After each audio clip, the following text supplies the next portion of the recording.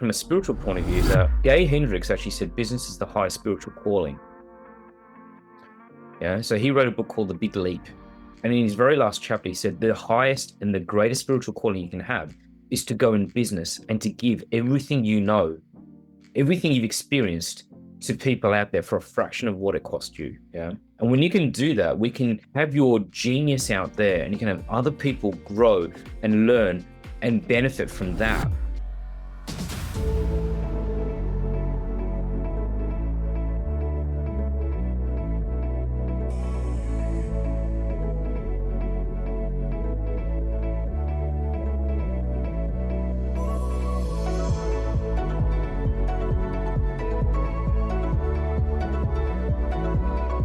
Hello, Nikhil. Welcome to the Untold Story Told. How are you today? Oh, good. Thanks for having me, Sal. It's great to be here. Really excited. Yes, and we are really excited to have you on the Untold Story Told today, and would love to get to know you a bit more, get into your journey, and get to know the untold story of Nikhil. So, Nikhil, just to start with, we were talking about how we cannot do everything alone. And I started by telling you how next year in 2025, since it's the 30th of December today, that in 2025, I have a goal where I would love to put everything in my calendar so it can tell me about my podcasts, my webinars, because I came to a realization in 2024, trying to do it 50-50, where I'm half relying on just my memory because thinking I'm so cool, I can remember things, right? I'm a coach, I'm a mom. Why can't I multitask or whatever that way of thinking was? Switching it to let me use calendars and planners to just set out my day and distribute my timing and let that sort of help me. So could we talk a bit about that with you, Nikhil? Yeah, okay. Let's start with that thing that you said, about not doing everything alone. Yes. That was a topic that we kind of really got into at that time. So I've come to this realization in my at the time of recording 47 years of life. We're kind of taught to be independent. We're taught to be, going out there and get things, and you hear all this stuff about people are self-made. In life, people are, making everything happen. But what I came to realize a few years ago is that no one does everything on their own. In fact, the most impactful people, and I say impactful as opposed to successful, because I think success it's an arbitrary definition. But impact is, we can have impact in our families, we can have impact in the world, we can have impact in our business. The most impactful people out there, the ones that are really making a difference out there, don't have that illusion of doing everything on their own. They realize that they can coordinate things, they can lead things, but they never do everything on their own. In business, I try to do everything myself: sales, marketing, delivery, and it is difficult. It is really, really difficult. And even in life, like many years, I try to do everything on my own. And being a single parent, you think you're on your own. And I know a lot of single parents out there feel that they're alone. When you realize that, that adage of takes a village to raise a child, it's actually true. You want to actively build that village around you to not only support your child, but also to support you. But likewise, you're going to be supporting them in the same way as well. So I think life, business, relationships, they're an ecosystem, right? You're never alone. You can't do everything alone. We're a community. We're a communal species. We're not a solitary species. And I think, if we can lean into that paradigm of who we actually are, life becomes easier. In my life, as I said, being a single parent, I thought I had to do everything on my own, but I couldn't have done this without my parents' support. I couldn't have done this without my sister. I couldn't have done this without my cousins. And I couldn't have done it without various other means of support, from the school community to, friends and family as well. That's just from a personal point of view as a parent. From a business point of view, everyone talks about, being the millionaire and being self-made. I built my business on the back of collaborations with people. And at that time, I didn't realize that this is how everyone who's high-powered, like when you think about people like Richard Branson, or you think about, those high-powered people like Elon Musk, they're not out there advertising on Facebook. They're not sending DMs to people all the time. they're collaborating with other people. They're working with other people to make things happen. Yes. And if it happens at that big level, why can't it happen at the small business level? Like where, we are at a small business level. We're not, multi-bajillionaire businesses. We're not Fortune 500 businesses. We're individuals, but we're also very agile. And with that agility mixed with collaboration, you can make more things happen faster than the bigger corporations and the bigger players. So why don't we adopt that part as well? And so I built my business on the back of collaborations. I didn't have to put out a Facebook ad. I didn't have to DM people. It was literally by virtue of my relationships that I built my business. And through that, I was able to, going into the business side, I was able to build my clients' pipelines to $946 million. Actually, sorry, $936 million over an 11-year period. So I'm just short of that $1 billion mark on building revenue pipelines for my clients. So, but I couldn't have done that alone. Mm, I mm, think people who are mm. people who can accept that with humility will actually be able to progress further and faster. That's it. That's it. That's beautifully said. Just, knowing that awareness of I cannot do it alone. And our common mentor, Callum, also says that business is a spiritual process, right? And you mentioned, how business relationships worked for you in terms of collaboration. And I think a big core chunk of it is all about realizing that building those relationships in business and collaborating is a way of connection as well, right? Remembering our core essence, where one of the ways I explain it is in a spiritual way, is that if we were meant to have no connections, right? If we were meant to not to collaborate, let's look at the opposite end, right? Then we would have been still in our mom's amniotic sacs, walking around in those little bubbles and going like, hi, through the amniotic sac and saying hello and not able to hear each other, but going like, yeah, I'm in my sack and I'm in my sack. The fact that that whole process, because coming from a mom's point of view, and because I talk to moms too, I love this analogy of that the water broke, right? We came out of the sack. We had to get that cord cut and be in the world so we could then build that cord with others. And that is what I think we are as human beings. Our purpose, I believe, is to connect, to live in connection. So, yeah, it very well ties into the idea that business is a spiritual process. And so the relationships Yeah. in it are too. It's such an interesting thing that you say that. I mean, I was just reflecting earlier. I said, look, I'm in a bit of a new setup today. Hmm. You know, when you talk about business being a spiritual process, Hmm. I was in a new setup like today, like just fortuitously, I'm Hmm. in his office. Whereas usually I'm in Sydney in my own office, but today I'm in Melbourne in Amy's office because we've been doing business planning. I said, I've got a podcast. Can I use your studio? Can I use your office? And she was really okay. Like I couldn't have done this podcast without her support. Do you know what I mean? Which is really, really cool. So, but when you think about it from a spiritual point of view, is that Gay Hendricks actually said business is the highest spiritual calling. Yeah. So he wrote a book called The Big Leap. And in his very last chapter, he said the highest and the greatest spiritual calling you can have is to go in business and to give everything you know, everything you've experienced to people out there for a fraction of what it cost you. Yeah. And when you can do that, we can have your genius out there and you can have other people grow and learn and benefit from that. There is nothing greater because look at what you've gone through throughout your whole life, right? Look at all the trials, the tribulations, the joys, the victories, the losses as well, right? All of that has spiritually grown you. It's tempered you. And so to be able to do that for someone for a fraction of the cost, because they may pay $2,000, $20,000, whatever it may be, but you spend your whole lifetime experiencing, building it, filtering it, sorting it, understanding it, and now you're just giving it to someone for a fraction of the cost. Yeah. That's a gift to give people, and that's why he says business is the high spiritual calling. So I'm very much on board with you there, so very much on board.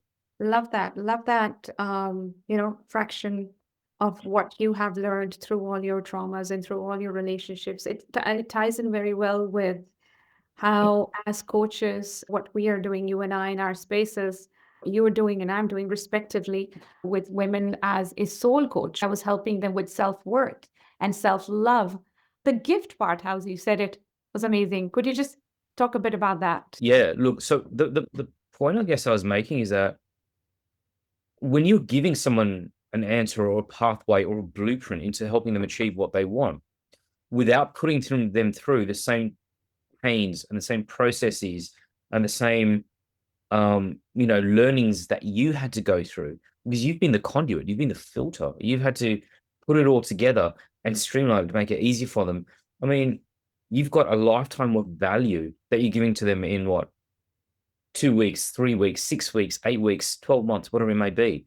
Like when you're expediting their journey for them, that is a gift. They don't have to go through 47 years or however many years that you've had to go through, right? To learn those lessons, to crystallize that. You're giving them the gift of time. You're giving them the gift of achievement. You're giving them the gift of a good relationship. You're giving them the gift of business growth, whatever it may be, that you've learned from everything that you've gone through. You're sparing them the lifetime of learning by giving it to them in a package. Well, think about it. Like in 47 years of my life, I know that I've spent close to about $1 million in my own personal growth, whether that's business growth, personal growth, professional development, whatever it may be, right? Whether it's through doing courses, reading books, attending seminars, doing retreats, even just through sheer life experience, like the cost in terms of time, value, energy, money is quite high. You're saving people all of that. That is a gift because you're giving them the reward of time and you're giving them the reward of accomplishment. You're saving them their life energy. There's no greater gift than that, right? Mm. It is only a fraction. You're only charging a few grand compared to the couple of million you may have spent throughout your whole lifetime, right? Mm. Mm. Yeah. And I believe anything that comes from the heart, right, comes from the heart space, is something that creates that string of connection with everyone else. Yeah. Um, and the more whatever we are doing in our fields, respective fields, whether it's sales, whether it's coaching, whether it's somebody's a DJ, somebody's, a human design expert.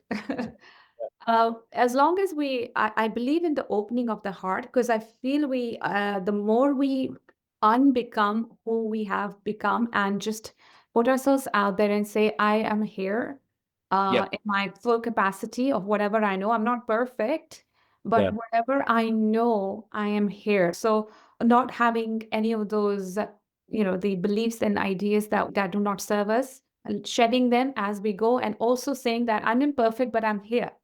I am here for you. Yeah. Anyone expects perfection, and I don't think anyone should expect perfection. Mm. Their coach, their mentor, the person who's guiding them or helping them. Likewise, as a coach or as a consultant or as a guide or as a mentor, we should never claim to be perfect and have the perfect answers. I like something that Callum said, and he got it from our mutual mentor, Tad James, that wisdom doesn't lie in just one school. All the world's wisdom doesn't just lie in one school. There are many ways to reach the top of the mountain. It's not just one path. Yeah. You can Mm. choose to climb it, you can choose to walk it up the road, you can choose to fly it over to that through a helicopter. There's so many ways to reach the top of the mountain. Mm. Ours is not the only way. So we shouldn't we shouldn't proclaim to be perfect, and neither should we expect perfection from our mentors either. That's it. That's it. I remember when before I became a coach, it took me a long time to come to that decision that I want to be a coach because for the person that I was before that believed very much in the fact that you have to be like this wise man or woman sitting on top of the mountain, as you said, who Yeah. knows it all and lives by what they say and cannot ever make mistakes because they have learned all the lessons. And I put that too much of that, like the high placement on that kind of avatar that I wanted to be. And the day everything broke for me was when I interviewed one coach on my podcast. And he said he keeps going through so much every single day. Like, his relationships are not too perfect. His every day he wakes up and he thinks, do I really want to get out of bed? He still has all of those aspects in his life, right? But at the same time, he was this top coach in the UK, and he was dealing with people who were like in a wheelchair, and then he was getting them out of a wheelchair just through mindset training. Very beautiful thing, what stuck with me since the day he said it. He said, "We're all works in progress." And I'm not sure it's not a profound sentence, but back then when I first heard it, "We're all works in progress," it literally helped me let go of so much of that way of thinking that I had, from school and, growing up in Pakistan and also in Australia. Like the idea was like, you go to grade 5, then you go to grade 10, then you get your degree, then you get married. That whole like linear way of like, if this doesn't happen, then you're not part of the gang or you're not part of the like, the bigger picture. So it did bring me to a bigger understanding and open my eyes. So yeah. That is true, right? But we're all works in progress. I mean, think about it, like the evolutions and the constant transformations we go through life. And for those who believe in multiple lives, like, it's not just one life. You've got, this one life is just a page in a book, right? That's people even past lives, future lives, reincarnation, things like that. We'll see that this is just one page. But even if you think of it as every day, the day doesn't have to be perfect. It's just one page in your book. The whole story is not going to be written on one page. Yeah. It's a very boring and short story. Yes. Yeah. I want to just quickly draw upon something that you mentioned. And it's also something you alluded to earlier about charging for your services. It reminded me of a lot of coaches in the industry, and I worked with the coaches for the last 11 years when I was running my marketing agency before I moved into executive training, right? One thing I found about the coaches is that they suffered from imposter syndrome big time. And that's one of the reasons why they couldn't charge what they wanted to. They felt shy about it. There's a sense of imposter syndrome. But there was a study done back in 1996 by sociologists. And the story, it's got a really funny twist to it. This study was based upon a real life event. Two bank robbers I believe it was in Detroit, in Michigan. They walked into a bank, robbed a bank. On the way out, they looked up at the cameras and smiled. Walked into another bank, did exactly the same. And as they're walking out, they're smiling at the camera. Why would you do that? They clearly got caught, right? And here's what happened. At the interview, the quotable quote, which came out from one of the bank robbers, is, "I don't understand why this didn't work. We used the juice," right? "We used the juice." This was literally the quote. Now, here's what happened. These people watched a documentary about invisible ink and how invisible ink was made with lemon juice. You can guess where this is going. They just sort of washed their face with lemon juice, right? Because they thought it would make them invisible to the cameras. They walked in, robbed the bank, and walked out. And they couldn't understand why they were caught because they used the lemon juice to wash their face, right?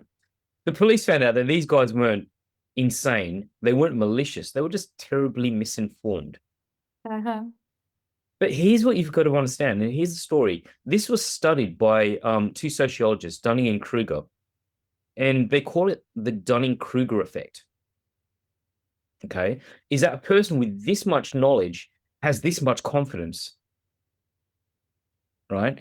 And they've seen that over and over again. With a little bit of work, your confidence boosts. Like, think about it. When someone starts reading, all of a sudden they feel they can read anything. Or for myself, I remember when I started running, I saw vast improvement in such a short period of time.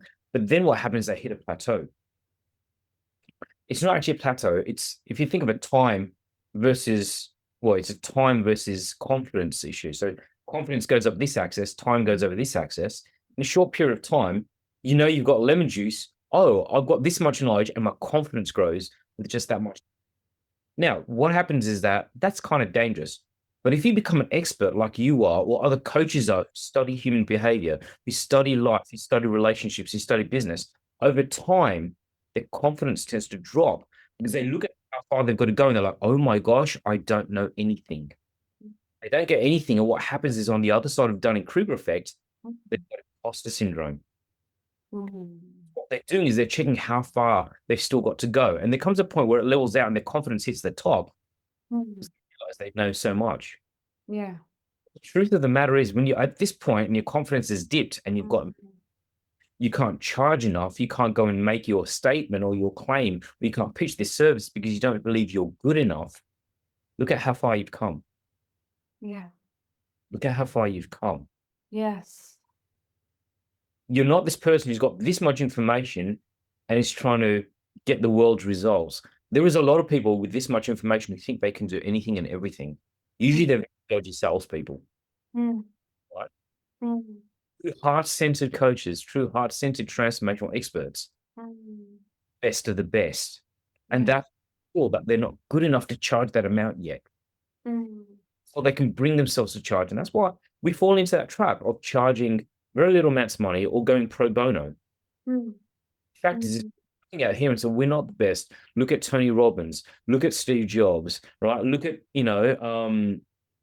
whoever it may be. I mean, you're always going to compare to the people ahead of you, and there's always going to be people ahead of them, and there's always going to be them. And so this continuum is going to be almost infinite. But when you look at how far you've come and how, Mm. look at all those experiences, look at all that value you've built up. That's Mm. what you're charging for, not what you don't know, but what you have experienced, what you do know. And when you perspective, imposter syndrome vanishes like that. Yeah. Wow. Wow. Not washing your face with lemon juice thinking you know it all. Yeah. Beyond that, you've got that quick shot, but now as you realize there's more to go, yes, your confidence may have dropped because you're not got there, but look at how far you've come. Mm. It- It's that distance that you've come so far, that's what you're charging for. Beautiful. Beautiful. And I think that's coming to me from what you said is what actually it helped me first to get onto that track was when I switched into thinking of what gratitude really means. And one of the first things I learned was being grateful for what you do have rather than what you don't have. Ties in very well with what you just said, and I'm saying ties in a lot because it's literally like what we're doing today is like feels like knitting. Uh, Uh-huh. and because you said what you do know rather than focusing on what you don't know. And then you're Yeah. like, oh, and that's also gratitude, like, wow, like I know this, I know that, I know this, and rather than going like, oh, I don't know all that, right? And I love the having this much knowledge and then having that much confidence. One of the most beautiful things that I'm grateful for in life is that with my trials or whatever I've been through, I can now pinpoint and go like, I can learn from these.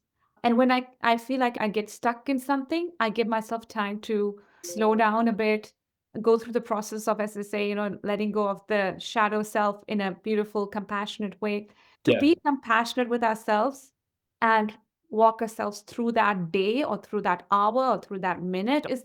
Is one of the things that you also kind of click on? Yeah, I wasn't always like that. Hmm. Very self-sacrificing.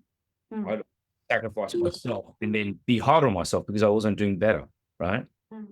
Um, because well, that's just kind of the limiting belief I had on myself, right? Yeah. Um, that I had to be the best, and if I wasn't, then I had to work harder and had to work harder, and I had to keep pushing through. And there comes a point where it's you hit a wall, and I think after hitting the wall a few times, and I caught myself very thorough in my learning. I had to, after it happened a few times, I realized that, you know what, this is not how it should be for me. And I started giving myself a lot more compassion. And I started talking to myself like I'd want others to talk to me. See, it's no point, I guess, talking to yourself like, you can do better. Come on, do harder, push harder, be more. And then talking to other people with gentleness, Yeah. right? But also then expecting that other people are going to talk to you at that same time, talk to them if you're not talking to yourself that way. Hmm. I think the first thing is talk to yourself that way. Treat yourself with love and compassion. Imagine that you know, imagine that there's a child inside of you. The inner child work is all about talking to yourself like you're healing that child that didn't get what it wants, Hmm. didn't get what it rather. Um, And so self-compassion and self-kindness, it doesn't have to be as cliched as that, but it is all about if you could talk to yourself and you could give yourself the support that you needed, Mm, what would you say? What would you do? And sometimes that is, it's okay. mm. Have 90 minutes of sleep that you need. You had a hard night. Yeah, That's is yeah, go out for that walk, spend that time in nature, take that day off, yeah. right? Because you need to reconnect and rebalance. In fact, I had that moment, not long ago, about 3 or 4 days ago, where I was just like, I'm feeling so out of it right now. Mm, What is it I need to do? And it's just realizing that everyone's got things that help them to reground. So mm, if I woke up, crack of dawn, walked out to go see the sunrise, you mm, know, had a mm, little water on that walk, you mm, know, that mm, was refreshed, came back, had a nice shower, ended with a nice cold, burst of water, mm, and that back in my body. Then I got down, sat down and had breakfast. And that was one of the things that helped me to get back into that state that I wanted to be in. Um, but it's from knowing that that's what self-kindness is to me, that's what compassion is to me, is mm, that the things that basically take the stress out of my day and reconnecting with the nature, watching the sunrise, having, being fully hydrated, having a nice, relaxing shower just to wash away the emotional, energetic, you know, mm, stuck on you. And then, ending with a nice cold burst to mm, bring it back into your body and say, hey, if I can handle anything today. Do you know what I mean? mm, mm, Um, that level of self-encouragement, that self-support is mm, something I've become over the last couple of years, become more, um, you know, a practitioner of, I could say. And then when you can do the best for yourself, guess what? You can even better for other people. mm, You're in a mm. better place. 'Cause Yes.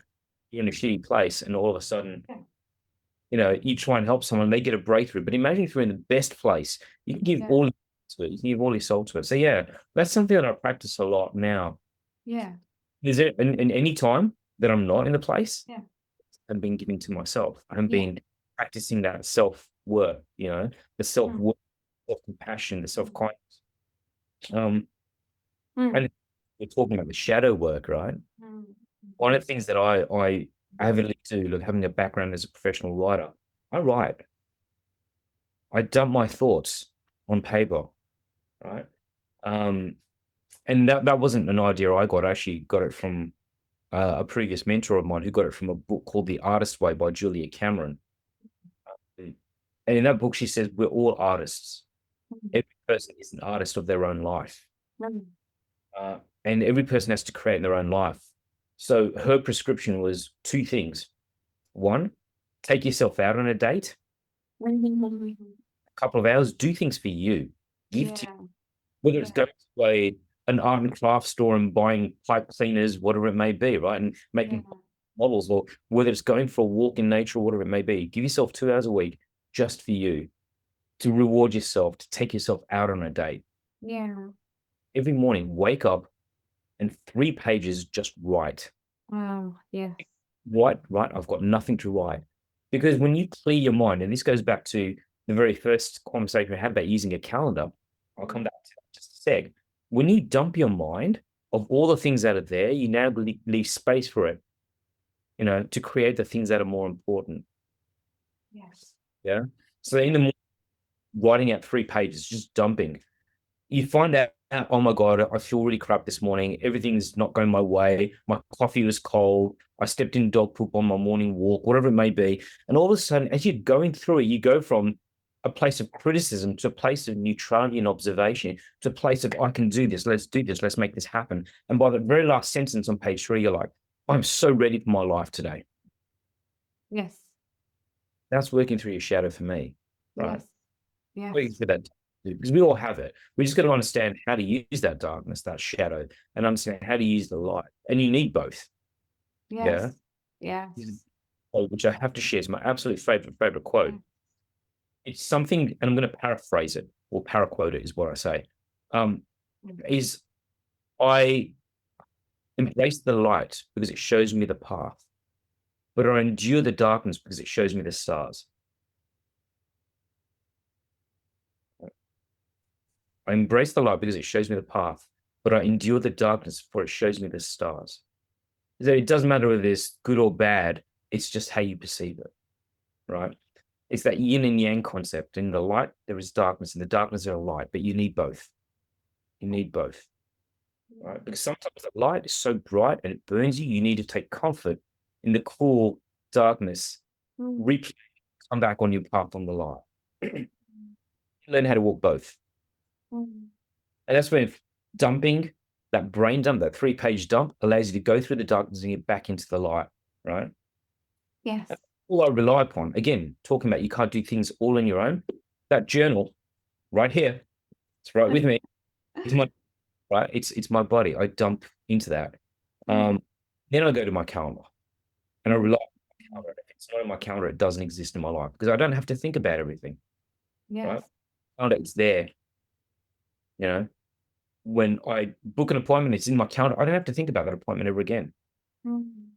I set that. I set my preparation for that. I set whatever I need to do. My follow up. It's all in my calendar because our minds should be used for greater purposes, not thinking about the minutiae of the day to day. Yeah. About how bad it was that I stepped in dog poop on my morning walk. Yeah. Right? We're creative beings. We've got greater purposes to fulfill. Yeah. Yeah. Want to free up our minds using our journals, using our calendars, so that we can do some amazing stuff. Yeah. Yeah. Lovely the way you said it. It's bringing me to the idea of how our brain automatically just wants to think negative thoughts. And doing what you said is one of the ways to also train your brain to bring its attention to the possibilities rather than the impossibilities, as I put it in most of my podcasts. I say that a lot. And it's also the idea that when you do write down on that paper and you're dumping all your thoughts, you are clearing the way, the clutter in your brain to come to this point of learning, focusing, so that when you do put things in your calendar, you're coming from that, you know, I can do this, rather than I have to do this. The idea of that resistance force, which nobody really talks about it. So let me just come back to what you said again, because I think I'm coming to this point that I wanted to make. When you said that you do the dumping on the paper, the 3 pages before you do the calendar, nobody really talks about what happens before you put things in the calendar. There are a lot of coaches, not anybody in particular. I've done that too, where I've straight away said, we need to organize ourselves, we need to have calendar, but nobody talks about the human process of what a person needs to do before it, right? For some people, instead of dumping on paper, it can also be that they need to meditate before they do it, or they need to dance before they do it, or they need to go for a long walk before they write on the calendar. But the essence of it in the end is the outcome, which you're talking about, is decluttering, creating space for more, to let go of yesterday's thoughts or the future thoughts, the anxiety, as they call it. Nobody talks about that. So I love how you put that forward. I say to the women I speak to in my mom circles, as part of the self-care process, and the process that I tell them, because they're only just starting, is the 5 minutes a day. And the 5 minutes a day of journaling is there too. So do you believe reaching out to another person can help us? I think it's one of the biggest things we can do. Right. The reason why we're stuck the most is because we're stuck in our own heads. Right. The biggest stuck, whether you're financially stuck, whether you're emotionally stuck, whether you're mentally stuck, whether you're relationally stuck, whether you can't solve a particular problem, it's because you're trying to do it generally by being in your own head. That reaching out to other people is one of the best things we can do, because we have only one perspective that's our own. You know what I mean? So for me, it's like, do what you've got to do, right? Get what you've got to get out of your head, clear your brain. And then the next best thing you can do once you've done your brain dumps and your schedules and all that is, great. Who do I know that can help me solve this problem? That question's asked a particular way, because it's not about, do I know anyone who can solve this problem? Because your answer is going to be yes or no. But if, who do I know? Or who is a person that I know that could help me solve the problem? Yeah. That's in a more resourceful frame of thinking.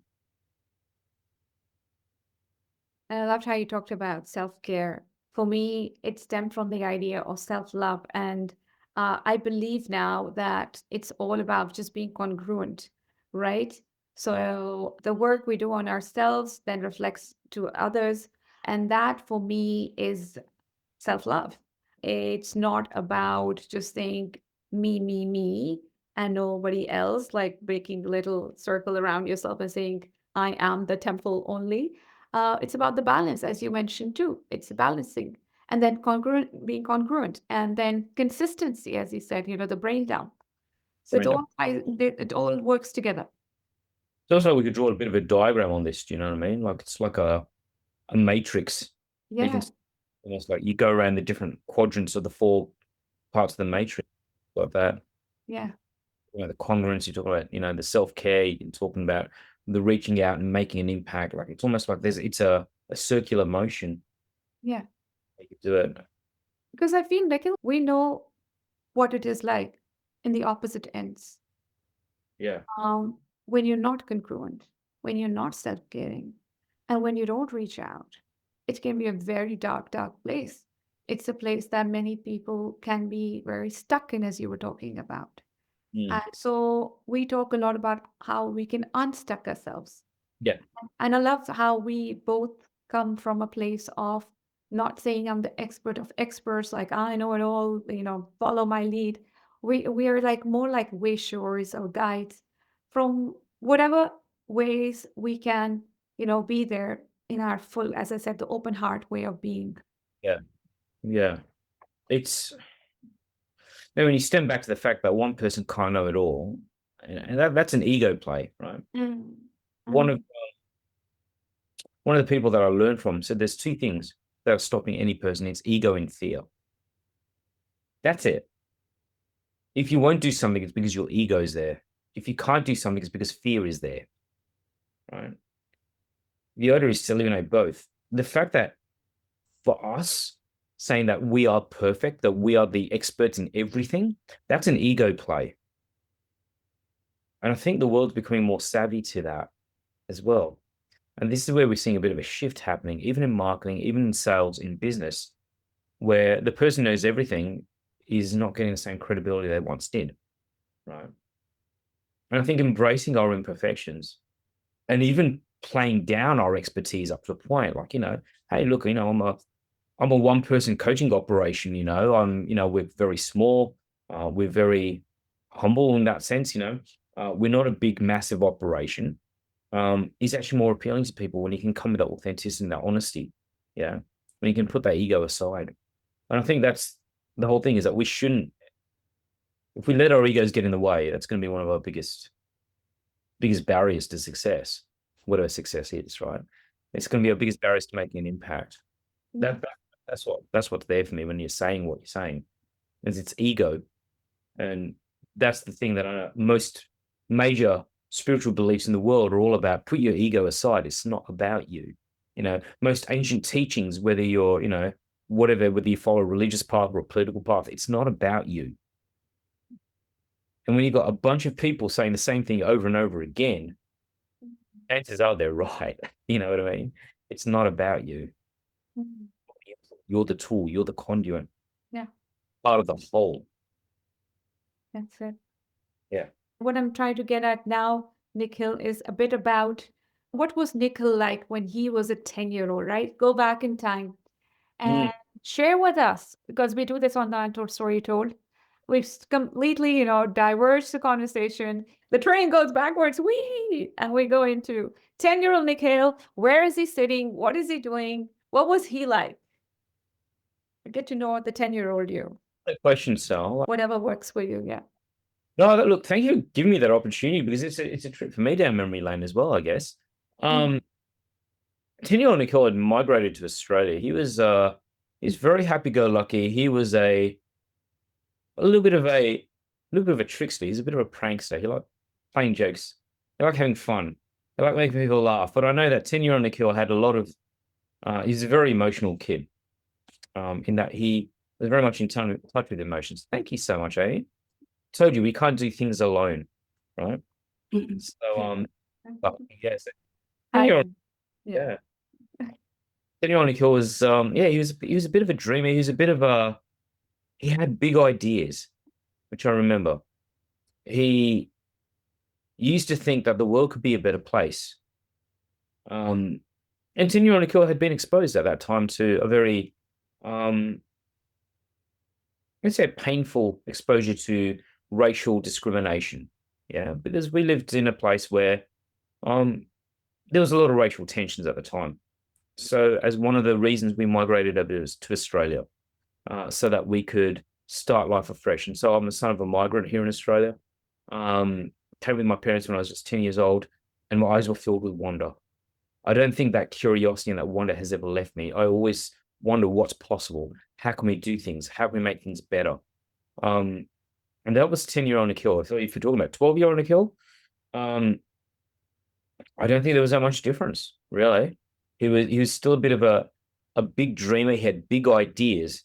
And when I say dreamer, not as in like my head was in the clouds. I just wanted better. I knew that things could be better.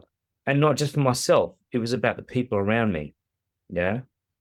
I was a true believer in that the world could be a better place. Mm, And I remember quite clearly, like when I was 13, mm, actually stood up and gave a presentation on mm, how we make the world a better place from an environmental, social, and a political point of view. mm, That was almost the grassroots from my journey as an activist. mm, Um, so that was 10-year-old me, the guy who wanted to see the world be a better place because I'd experienced it not the best possible way. mm, And so because I wanted things to be better, I knew that I would be happy in a world that would be even better. mm. Mm. When you look back at the 10-year-old Nikhil, um, does it bring a smile to your face? Do you feel like, if you see him in front of you right now, would you say hello? What would you say to him? Wow, that was 37 years ago. What would I say to him? Um, That's a great question. The first thing that's coming to my mind is you're in for an amazing journey. And everything you think that can be done, you'll have accomplished, but it's not going to be a walk in the park. So brace yourself. It's going to be like a roller coaster.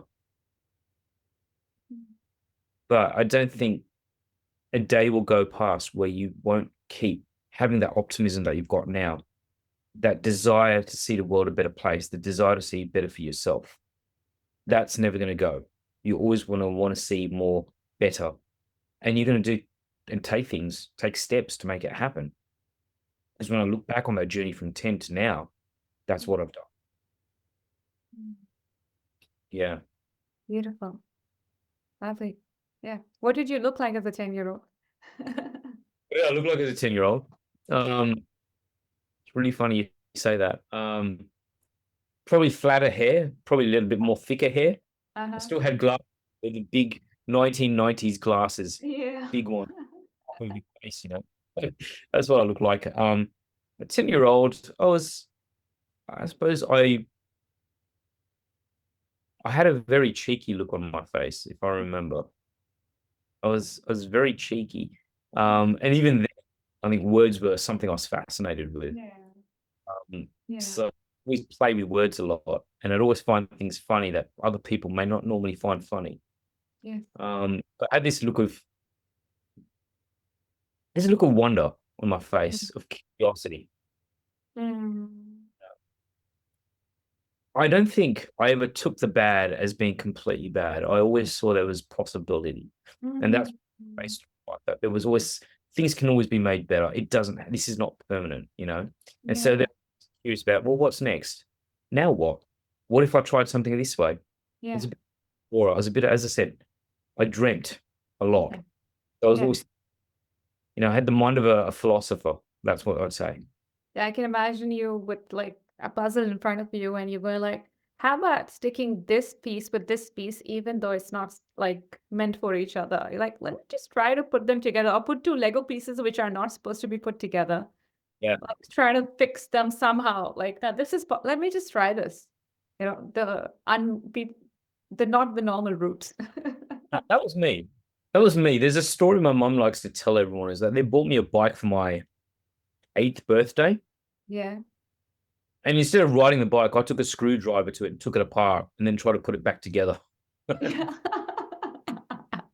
I didn't put it back together, so they had to go back to the shop to get it fixed. And even the guy who was in the shop couldn't fix the bike. So they just gave me a new one. And my mum was like, don't do that again. Don't know that again. Don't recall the whole incident. Yeah, yeah. It was apparently that's the kind of guy I was. I like to see how to take it back together and try different combinations. That's Yeah. like, yeah. Curiosity, the scientific, experimental mind was there. For sure. Yeah. Like that. I can even imagine you like one of those Merlin things where you keep on changing everything into, oh, it looks like a frog. Let me change it into change it into a rabbit. Or it looks like a monkey. Let me change it into a human. Like you're like, oh, let me see the possibilities. If you want. Yeah, that's me. That's me. You've nailed me. I just had that little image of you. It's like with like the Merlin cloak, and we're like, yeah, okay, all right. And like if the whole sword and the stone thing, you would be like taking out the sword too and being Merlin at the same time and going like, what does this sword do? Let me just open the sword up. Why is it so magical? What's the stone doing there? Like we just crack it open and see. Yeah, that's a pretty accurate analysis. Yeah. No, that was curiosity. That innovative side to me. Yeah. Yeah. I've always been a creator, I guess. I've always wanted to create. Mm. Mm. I don't think I was any different. I was very creative.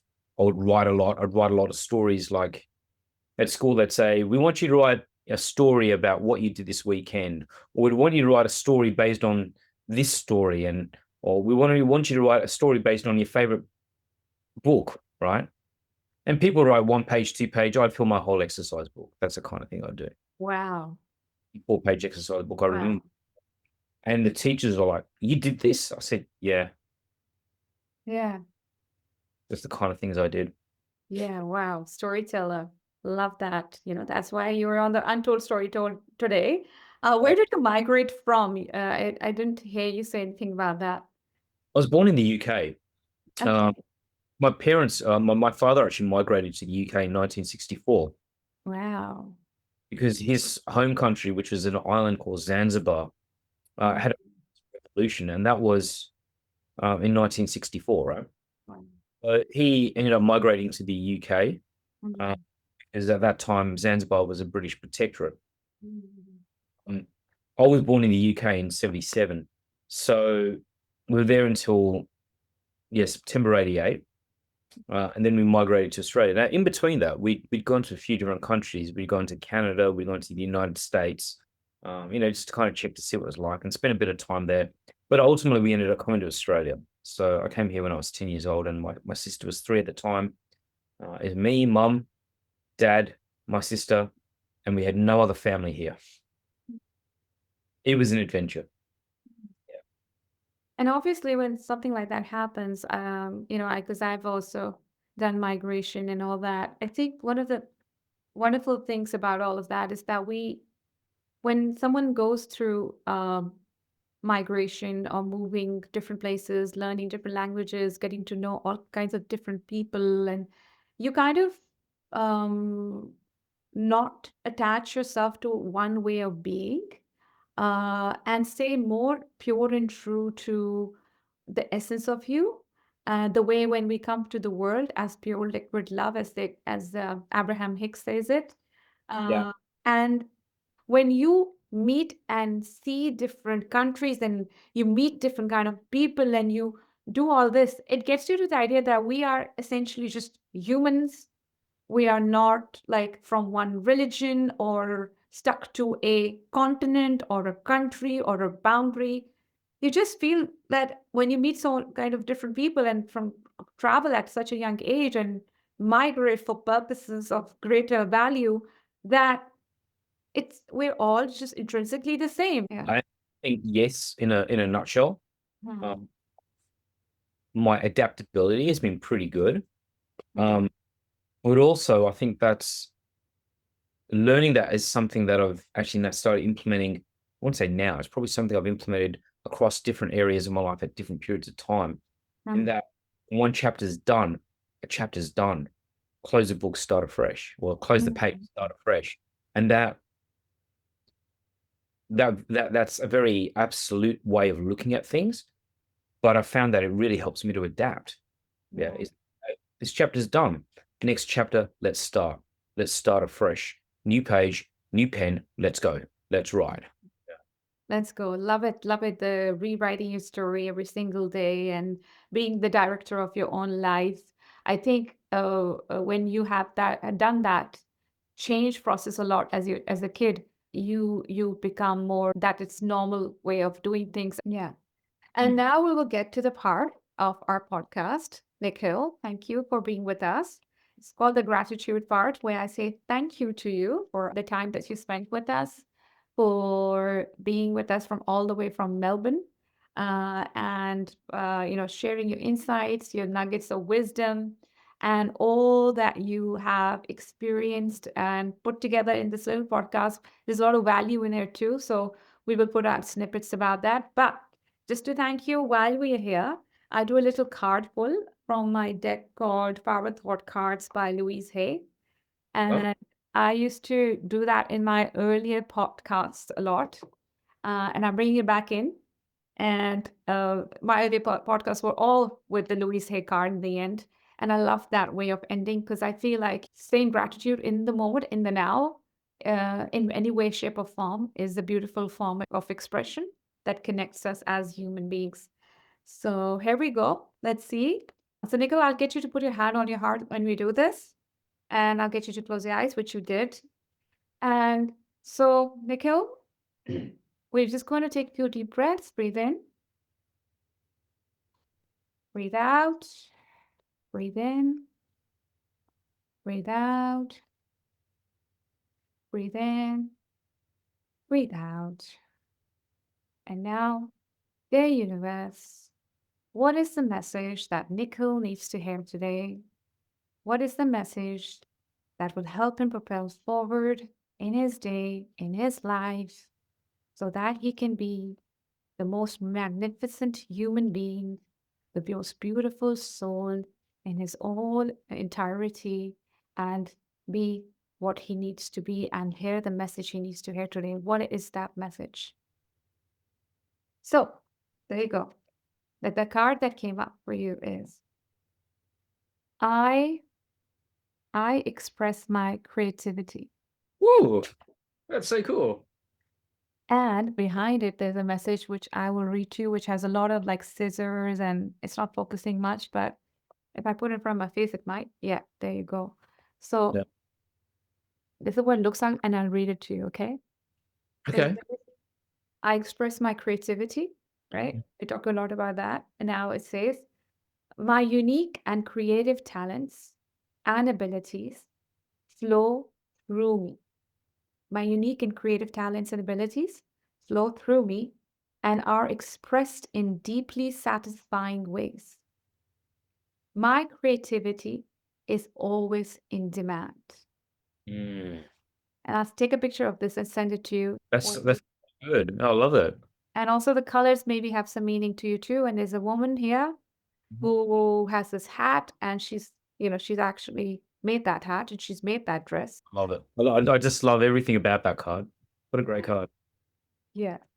So how that resonates. Thank you for your time here today, Nikhil. The fact that you are in Melbourne and it's 30th of December and still joining us today on the Untold Story Told. I'm sure we're going to have another podcast with you, which will be more in depth. So from your place in Sydney, hopefully, or if you're traveling, well and good, maybe in America, maybe in London, you don't know, right? 2025 is going to be exciting, right? Yeah, it's gonna be an exciting year. Yeah. Yeah. So thank you for sharing your wisdom with us. Before we leave, we do ask you if there is a message that's coming to you today, something you want to share. The mic is all yours. Sure. Okay. The biggest thing that comes to me right now is that don't be afraid just to be, right? It's not always about what you do. It's not always about what you have. It's about who you're being. So be true to yourself, right? And that's going to be a bit of a journey because sometimes we don't know what that looks like. But don't be scared.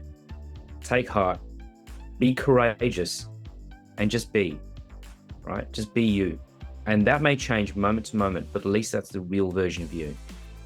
I think just to cap that off, one quote which stood out to me is that God's will is your heart's desire. So act on it. That's truly wonderful. Thank you so much, Nikhil, for sharing that with us. And thank you for your time. Thank you so much, Sal. Appreciate yours. Thank you. Goodbye.